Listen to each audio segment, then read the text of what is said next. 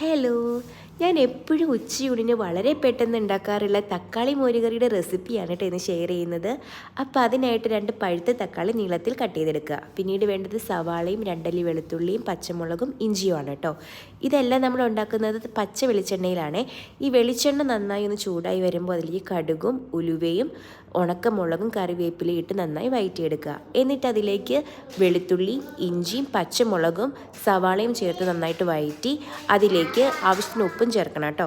എന്നിട്ട് അതിലേക്ക് നമ്മുടെ തക്കാളിയാണ് ചേർത്ത് കൊടുക്കുന്നത്. തക്കാളിയിലേക്ക് മഞ്ഞൾപ്പൊടിയും ചേർത്ത് നന്നായി ഇളക്കി തക്കാളി ഒന്ന് ഉടഞ്ഞ് ചേർന്ന് വരണം.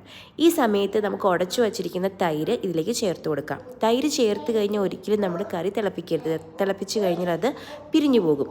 അപ്പോൾ അതുകൊണ്ട് നന്നായി ഇളക്കി നല്ല പോലെ ചൂടായതിനു ശേഷം നമുക്ക് തീ ഓഫ് ചെയ്തെടുക്കാം.